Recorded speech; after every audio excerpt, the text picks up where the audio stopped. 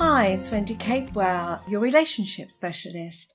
Today I'm going to be talking about expectations and especially unrealistic ones.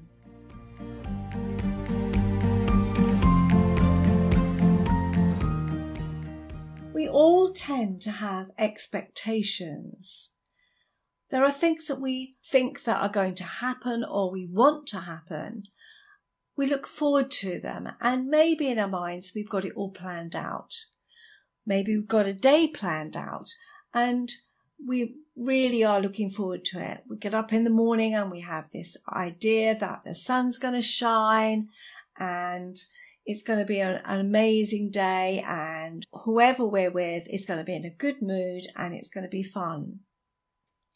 And then when that doesn't happen, we can feel really, really miserable and let down. And it's even more so when we're in a relationship or we go into a relationship, because those expectations are often there.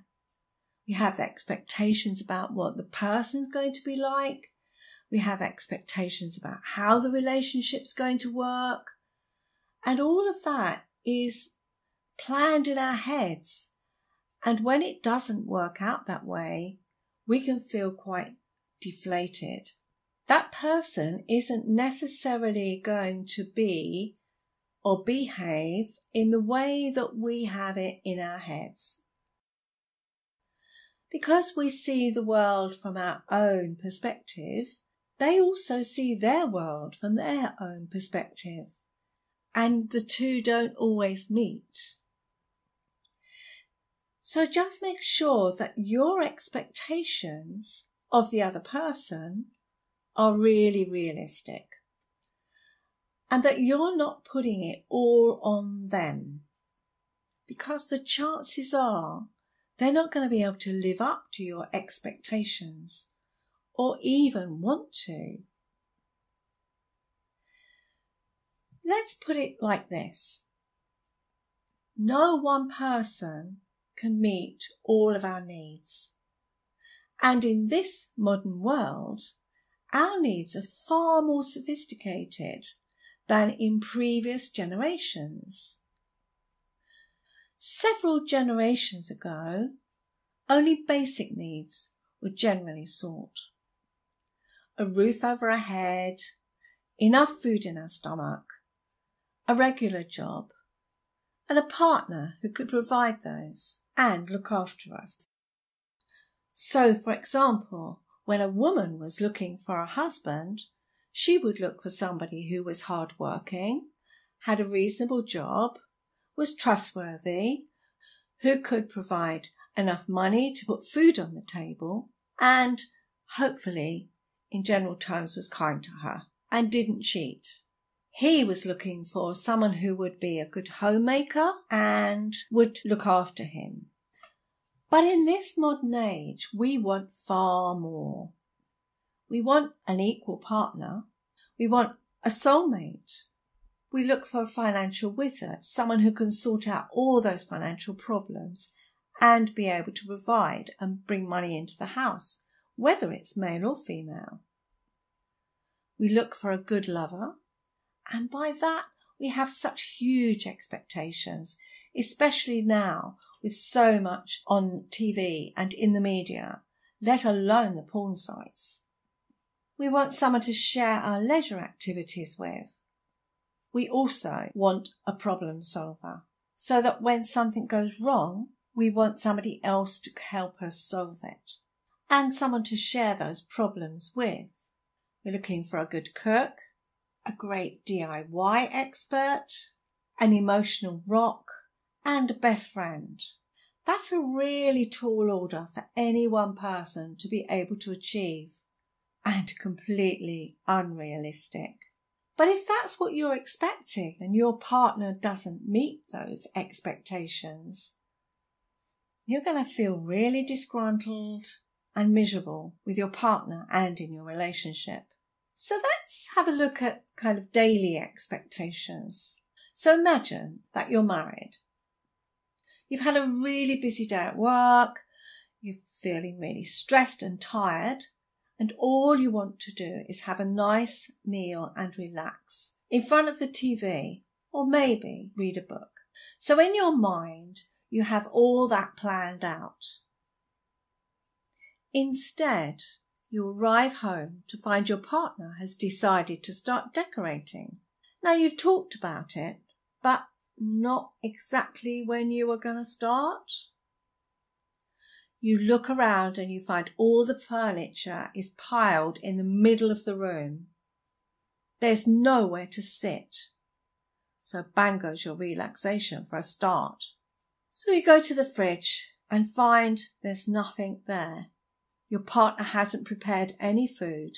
They're so engrossed in decorating that the food shop has been forgotten.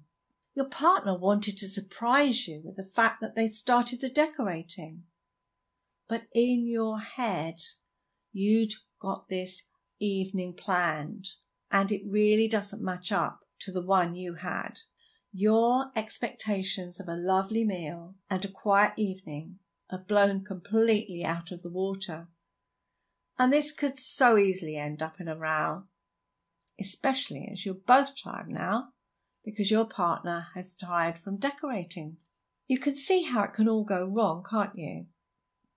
For a start, it would have been great if you'd talked about these things in the first place, so that you would have known what to expect. If you had let your partner know that you were really tired and all you wanted was a quiet evening too, and then if you discovered that your partner had wanted to surprise you, at least you could have made other plans by picking up some food on the way home. Now, this could end up in a really bad row, or if you could just work together, you could actually say, okay, let's just get some food. Let's pop out and get something to eat or get a takeout, have that, and then hot bath and just crash out on the bed. But it doesn't always happen like that, unfortunately. And sometimes there are situations when things crop up and we're just not expecting them. We're looking forward to that quiet evening, and maybe your partner hasn't done the decorating, but perhaps if you've got kids, one of them has been really poorly and nothing has been done, and you've got a child vomiting all over the place. That again can make you feel really miserable. So you can see that on a daily basis how those expectations can be really broken and affect that relationship really badly, or at least your evening.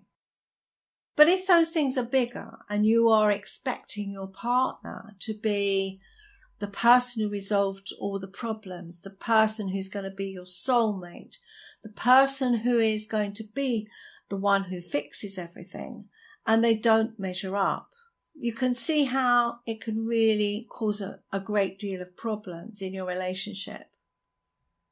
It really is a point of thinking about what your expectations are, whether they're really realistic, and whether it's really fair to put your expectations of daily situations, life situations, onto somebody else. I think it's one of the greatest things that causes problems. So that's all for now. I hope you've enjoyed the podcast today. I hope you've enjoyed the episode today. I'll put some useful links in the show notes. I'd love you to review this podcast. It would be so amazing if you could let me know how you feel about it so that other people can listen too. If you have any ideas or thoughts about what you would like future podcasts about, then let me know. I'll put the link to my email in the show notes too. Thanks for listening, and I'll speak to you again. Bye.